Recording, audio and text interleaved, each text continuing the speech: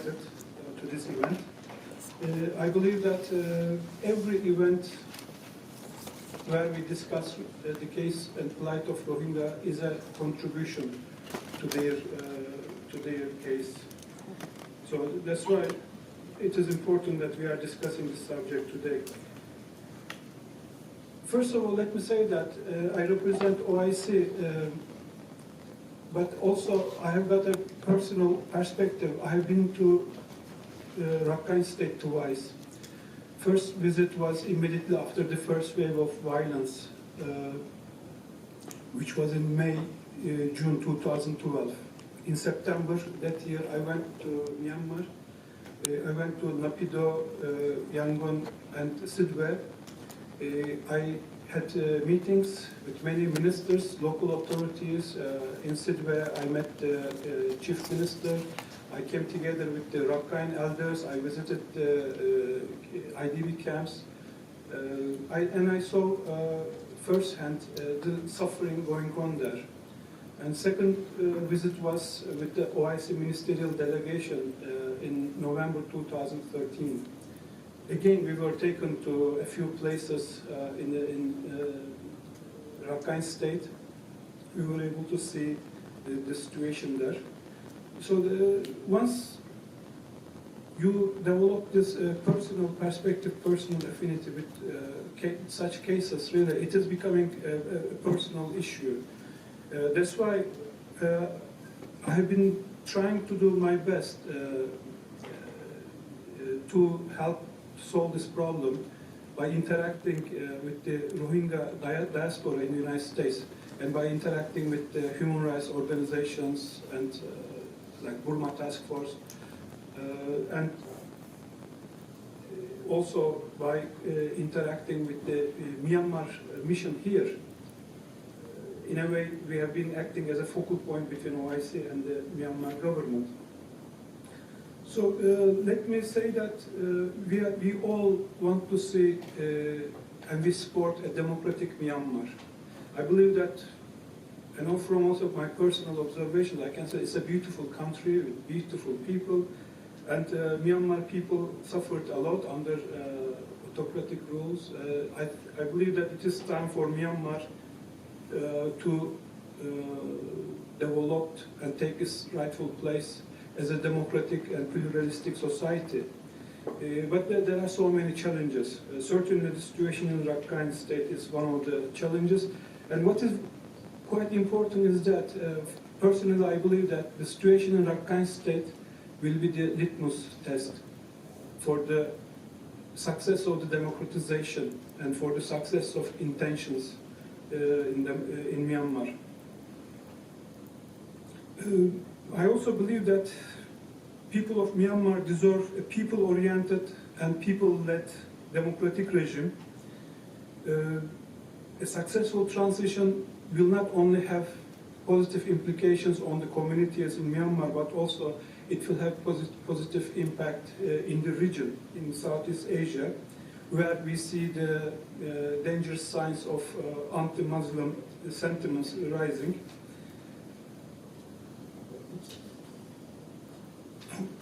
We have all followed the elections in Myanmar.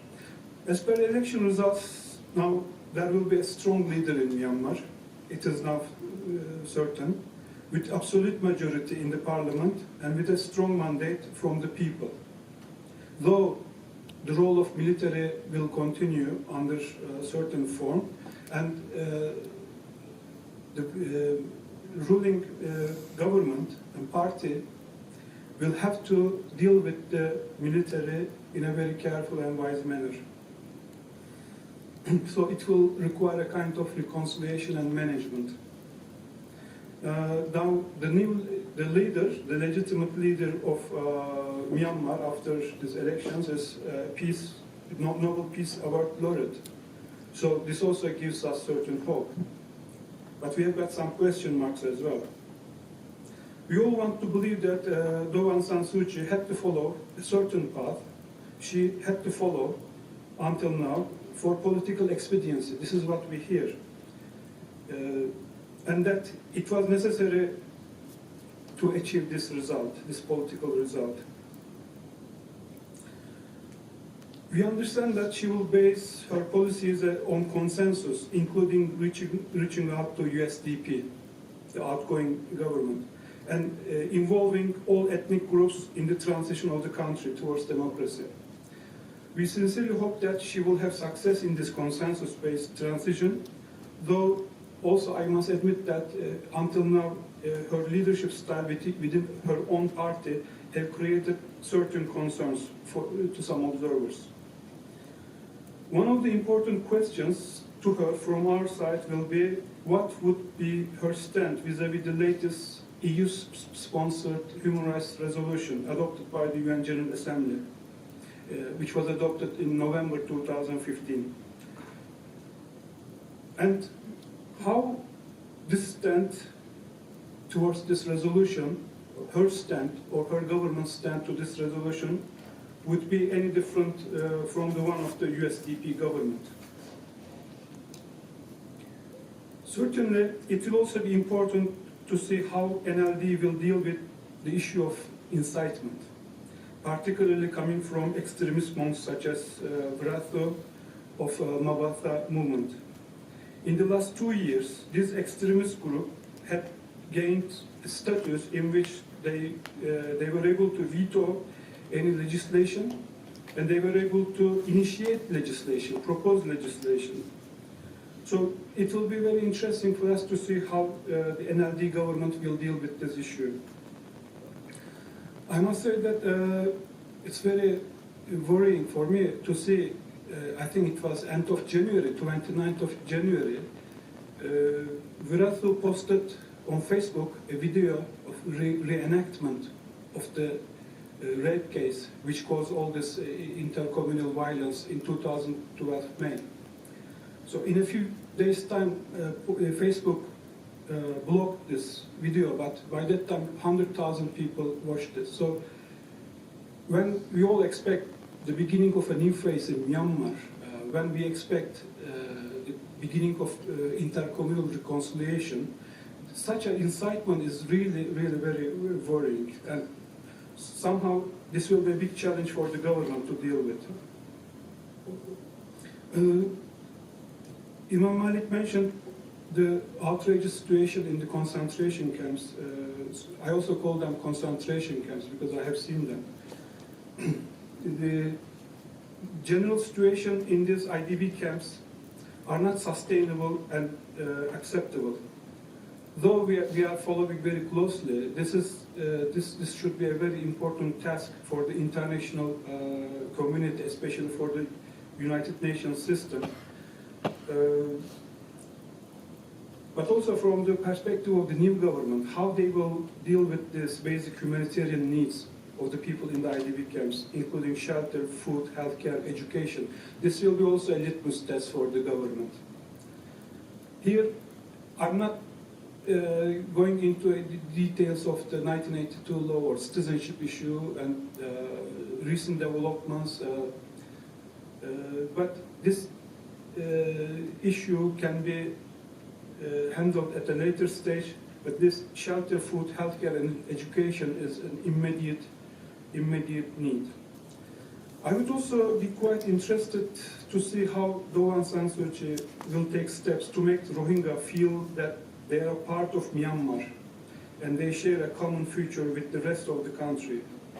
Policies aiming towards their alienation and externalization should stop. This is also valid from the perspective of the wider Muslim community in the country.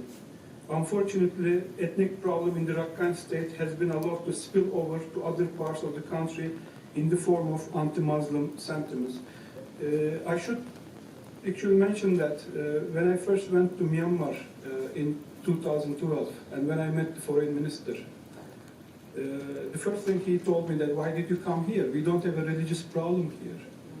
Then I told him that, look, I agree with you, Mr. Minister, it's not a religious issue, it is an ethnic issue, it is an intercommunal issue, but it is an issue of human rights. And we are ready to help you, that's why we are here. But following this 2 waves of violence, especially in 2013, with the spillover to Mandalay region, I believe that we saw the indications of a wider conflict, which in a way meant the transformation of inter-ethnic issue into an inter-religious confrontation with implications for wider region, as I mentioned, including places in Sri Lanka, Thailand, and elsewhere. I will not go into what OIC has been doing and what was the position, but here I should mention that we have been very attentive, very careful to make the UN resolutions on the human rights in Myanmar as strong as possible. Our office here and our office in Geneva, our ambassador groups tried their best to make especially the Rohingya paragraphs in the resolution as strong as possible.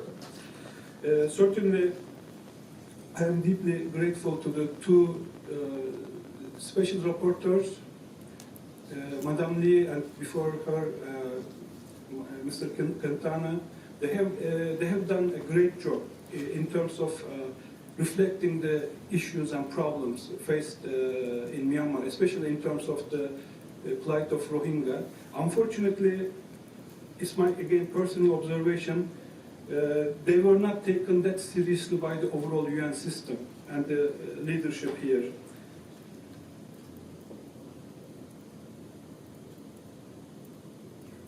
I should also mention that in the last 2 years, Myanmar Parliament has passed 4 laws on conversion, polygamy, marriage, and family planning. These are the laws, as I mentioned, actually instigated by this Mabata group, extremist groups. How the new government will deal with these resolutions will be also another litmus test for us. Certainly, in addition to these four laws, we would expect Madame Daw Aung San Suu Kyi to stop Myanmar's defense of discriminatory laws, including 1982 citizenship law. After every time that we passed a resolution on Myanmar in Geneva and New York, the strongest defense from Myanmar government came on the issue of citizenship law of 1982, which is completely contrary to the international principles and values. I must say that there has been a positive development. One positive development was that recently the outgoing president proposed to merge the Minister of Immigration and Population into Minister of Interior, which will still be controlled by the military. So 3 ministries will stay under the authority of military. So the relevant committee in the parliament stopped this. So they didn't refer this law to the parliament. So this was a very good decision, so that now NLD will have the power through Ministry of Immigration and Population to enact certain changes. But to be realist, actually, I should say that I don't expect any positive development with regard to the legal status of Rohingya, at least in the coming few years. There will be priorities for the NLD government. One will be to settle down and to define the relationship with the military and with other parties, including the ethnic parties. Then there is the issue of who will be the president. The presidential elections again postponed. I believe that NLD will have certain vision in which they will take it very, very carefully and slowly without creating any reaction. So within this dynamics of politics, I do not think that the issues of Rohingya will be brought to the agenda. But this doesn't mean that we should stop our requests. It is very, very important for me that the international community, particularly UN system, and especially the US government, brings up this issue on every occasion. This issue should not be shelved. This issue should not be frozen. Now, before concluding, I would like to raise a few reflections in terms of proposals based on my observations. So religious pluralism in Myanmar should be encouraged. To do so, certain fears and concerns, such as Muslims are a threat to Buddhism, or that Rohingya is a danger to Rakhine, on the part of the Buddhist religious leaders at large and on the part of the Rakhine community, should be addressed, and should be addressed carefully and with wisdom. We need better cooperation and unity among the Rohingya ranks. There should be a dialogue between Rohingya leaders and the rest of the Muslim communities in Myanmar. But it has been my observation is that there is no proper dialogue between Rohingya leadership and the rest of the Muslim communities in the country. Rohingya leadership should be mindful that the resentment and frustration of the community would not lead some young Rohingyas to resort to violence. I'm aware of certain pressures. Until now, this has not happened. Personally, I can also attest that Rohingya people is one of the most pacifist and peaceful peoples on earth. But this does not mean that some outside forces might be trying to exploit their marginalization.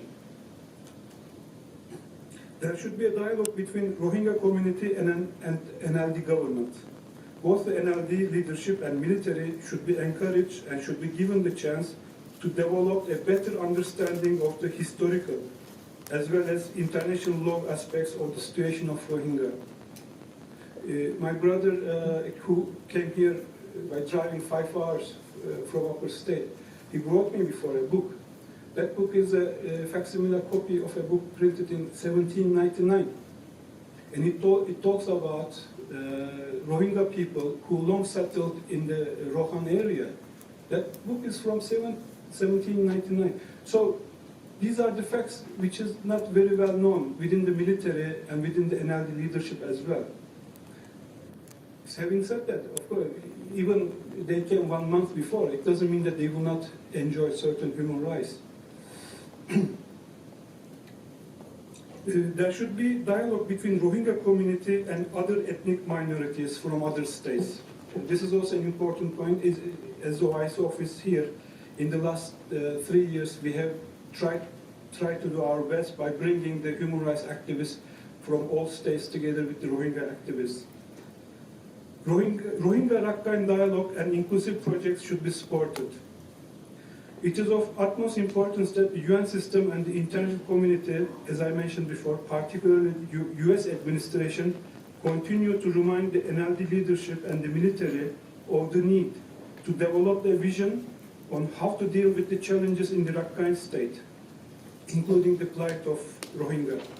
And lastly, faith-based dialogue in Myanmar and within Southeast Asia should be supported. There are many examples that I know of. In this regard, I wish to commend the efforts of the Network for Religious and Traditional Peacemakers, Religions for Peace International. I had the chance to attend the first inaugural session of the Religions for Peace Myanmar chapter in 2012. There are many important efforts by USIP, by KAISET in Vienna, and others.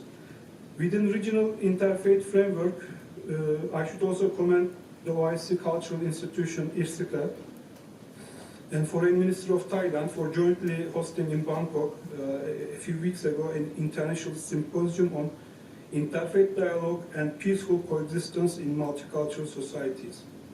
So we should also recognize positive, constructive efforts by the faith-based leaders as well.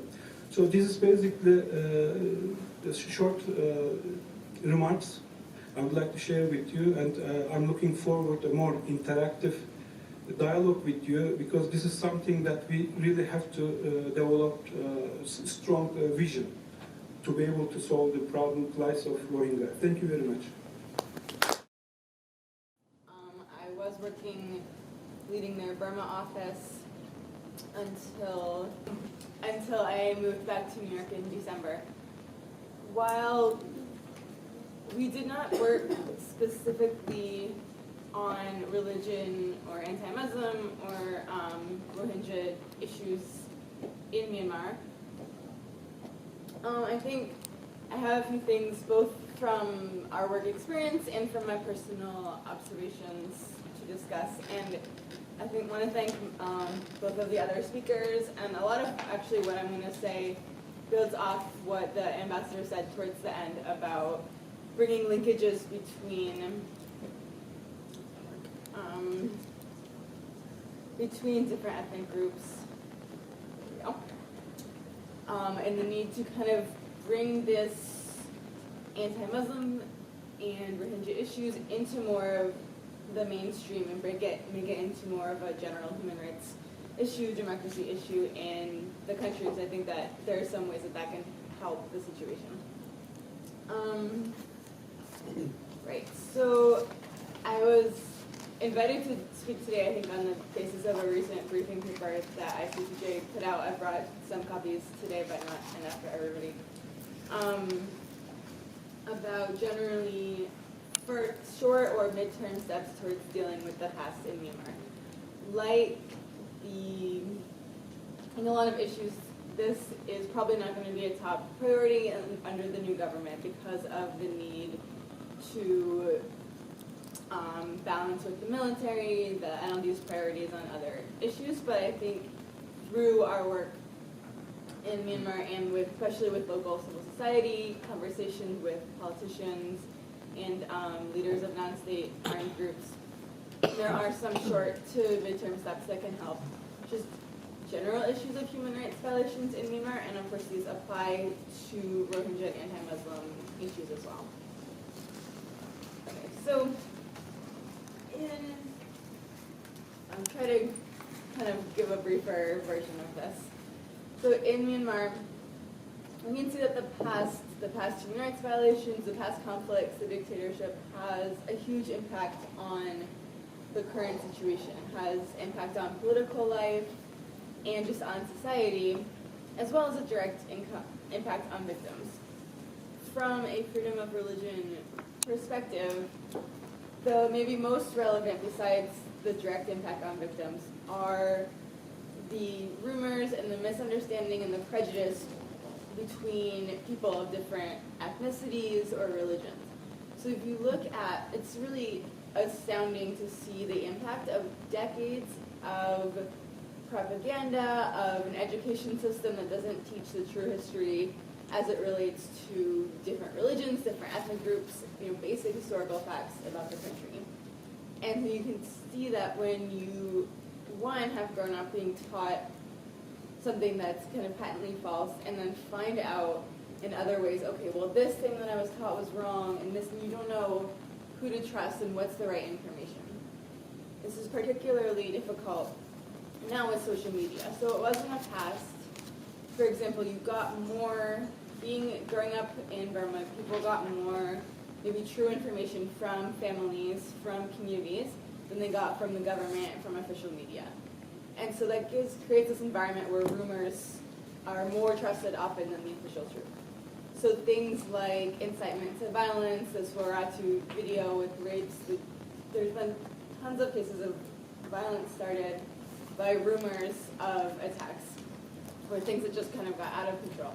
And that is kind of facilitated by this environment where we have a past of propaganda and false representations of history. So just really quickly, transitional justice, which is what I do, is different measures to deal with the legacies of massive human rights violations. So this can be something like a truth commission like they had in South Africa. It can be criminal prosecutions, both nationally or internationally. It can be reparation to victims from monetary payments, recognition, symbolic measures, memorials, restitution of land, providing education, medical care, as well as reforming abusive institutions to prevent recurrence. So looking at what about these institutions caused the violations and how can we prevent that in the future. So from our work, and a lot of this comes from the recent report that I referred to, which you can find on ICTJ website, as well as I have copies here. is looking at short to midterm measures to address the wide range of human rights violations that have happened in Myanmar in the past decades. And I'll try to reference kind of how this relates to freedom of religion and Rohingya Muslim issues. Because people see it as kind of trials motivated by revenge. But I think what you can see of what I tried to lay out is that it's nothing kind of is motivated by anger and revenge. We're talking about how to deal with the past and its impact in a way that's constructive in resolving some of these kind of long-standing problems. Targeted and burned. In different ethnic conflict areas, there's Christian churches that are targeted and burned in Chin State particularly. There's a number of cases of government destroying churches and important religious areas. So it can look, okay, well, go through this list. First, the government should be allowing these religious places to exist and allowing community groups to rebuild. But then, with more trust, you can work towards the government supporting the establishment of these religious buildings and then possibly scaling up so that as a reparative measure, they're saying, look, we accept that we burnt down this church in the past and that was wrong, and so now as a reparation we will provide the funding for the rebuilding of the church. So you can look at it as this continuum to work towards.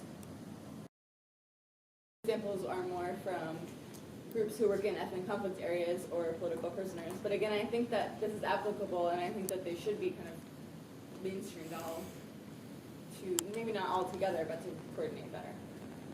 So these civil society truth initiatives, like events in communities where victims want to get up and tell their stories, ad hoc investigation committees when there's certain community level investigations of certain human rights violations, different campaigns focused on a specific case, and then documentation of human rights violations. And again, I know this is happening as relates to Rohingya and anti-Muslim violence and political repression and ethnic conflict, but there's not good coordination between all of that.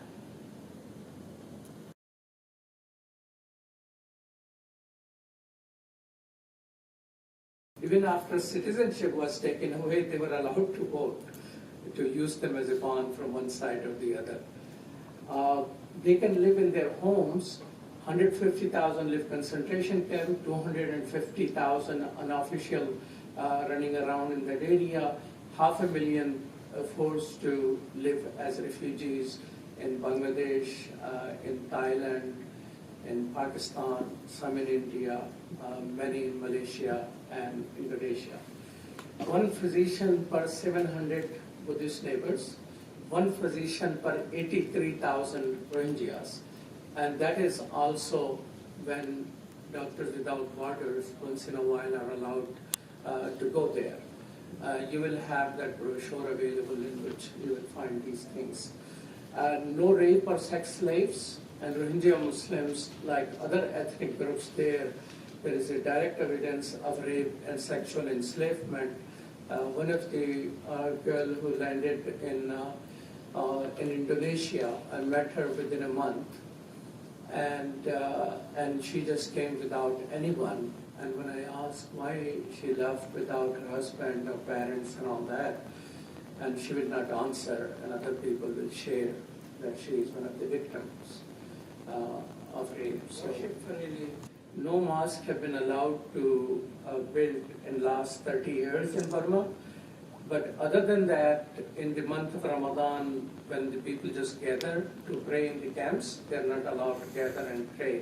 So Friday congregational prayers. And of course, there are many, many shades. So in some part, in the northern areas, where that much attacks have not taken place, people still have functional mosques there.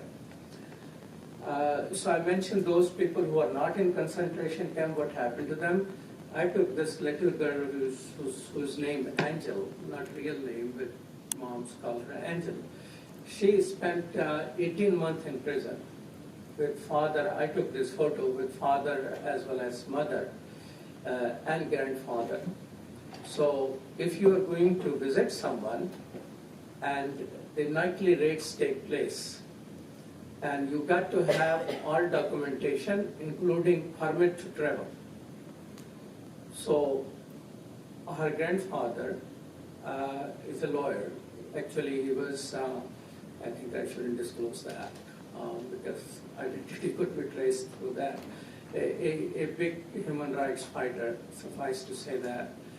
And mother was also very active in international NGOs. They spent 18 months together in the prison system because they were visiting grandpa and they didn't have the permit to visit the grandpa. So this is a nightly raid which takes place on the regular basis. So option to running away to another country are there, and this option is being availed for a while. How do I got involved? This is my volunteer work. I'm president of an organization called Sound Vision based in Chicago. So in my offices are the offices of Burma Task Force. Because my neighbor, in 1964, he walked all the way to India to save himself. And he started briefing me what is going on, and I saw what type of very strange type of genocide. It's not Rwanda, it's not that type, it's not like Cambodia, but it's a very, very different type. So Professor Sen at Harvard University, when I organized a conference with his help, he's a Nobel laureate in economics, he said it is I will name it as a slow institutional genocide in which mass killing is not taking place, but ultimate results are that. So Burmese president actually has officially called and seeking the help of the United Nations to settle all Rohingyas in another country. So one of the main things in genocide determination is that it has to be a public policy which could be established. You cannot have more public policy than a clear statement and a request to help committing the genocide of all these people. Rohingyas are indigenous people living in their ancestral lands. Burma, like all countries, are ethnic people. Whole lot of ethnic groups. So people close to China will be speaking Chinese language and whatnot. But Rohingyas are indigenous people living in their ancestral land. They didn't come from anywhere, but because of tremendous amount of propaganda, sometimes they say we came here 900 years ago. Well, I don't think anybody has that history where they came from. But, so one of the things is that the Burmese officials take bribes, sometimes everything they own, and with the help of the Thai mafia, they put them on boats. What happened to boat people is also a story which could be told through a documentary. If someone have enough good cameras to do underwater photography, because most of them get drowned. This woman named Aisha, her husband was murdered. This photograph was taken when she arrived in Bangladesh border, crossing the river, and she was being refused entry. At that time, this photographer thought she was given as humanitarian gesture this many rice and pushed away the whole boat. Now, boat cannot get back to Burma because they have taken all the papers and everything. They have nothing there. They are now truly stateless. So where are they going to go? They try on those rickety boats to go to other countries. Most of them drown.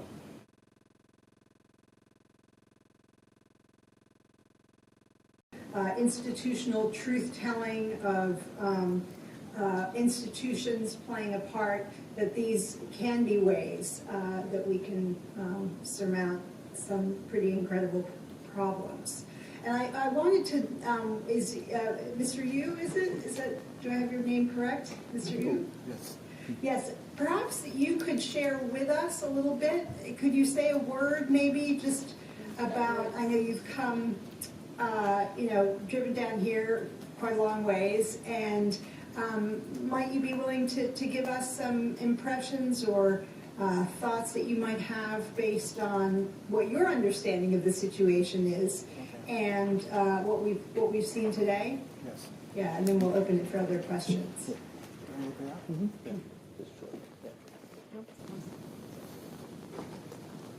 Good afternoon.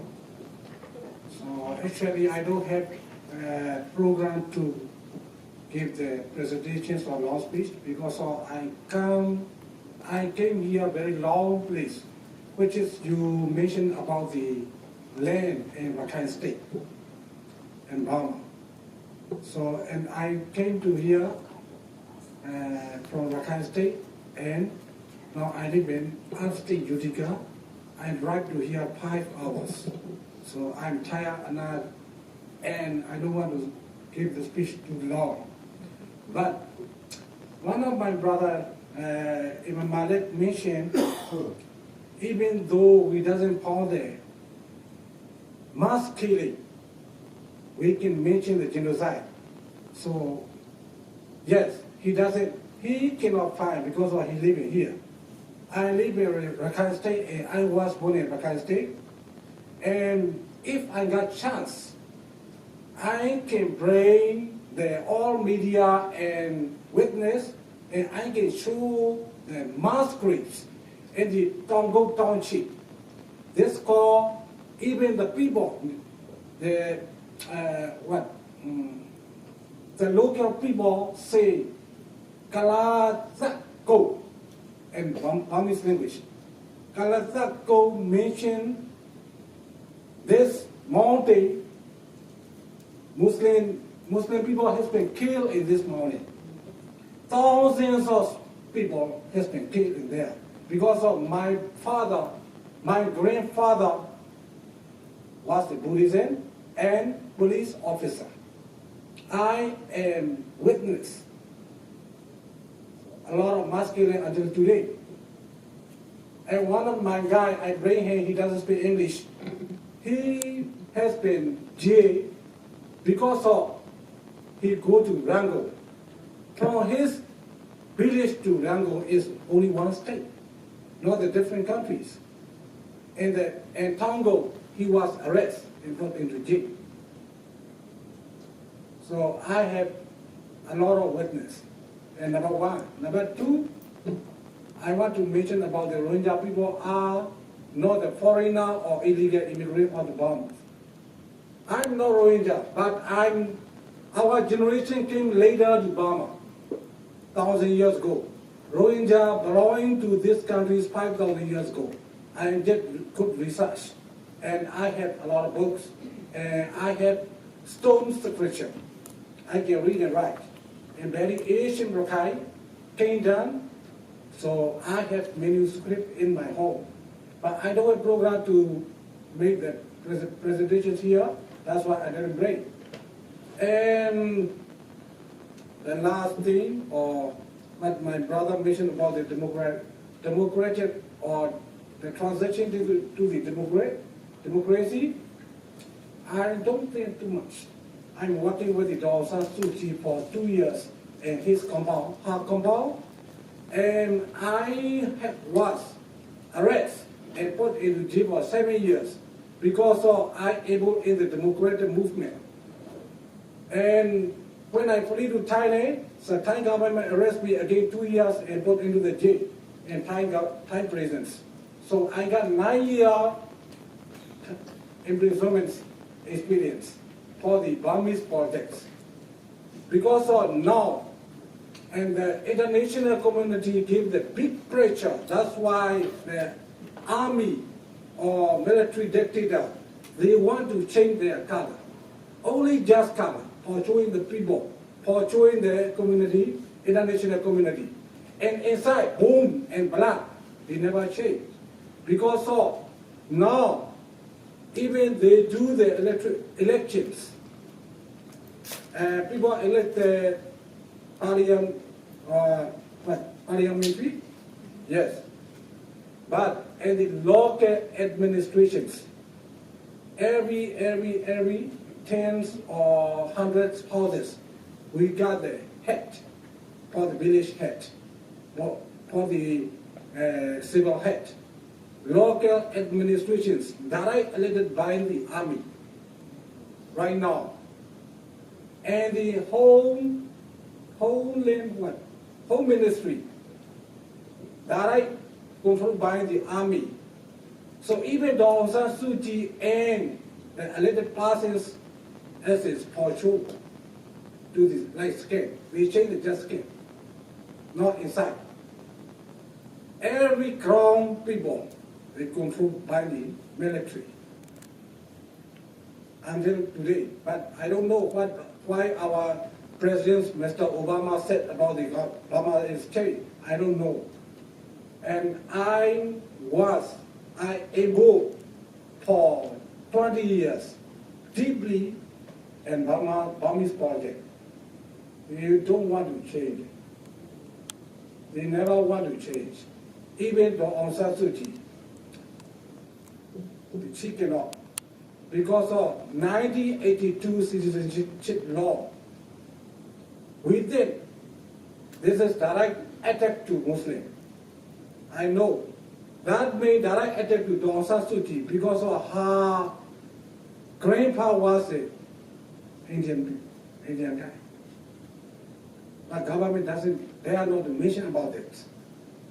Her mom, father was an Indian, and her two kids, two sons.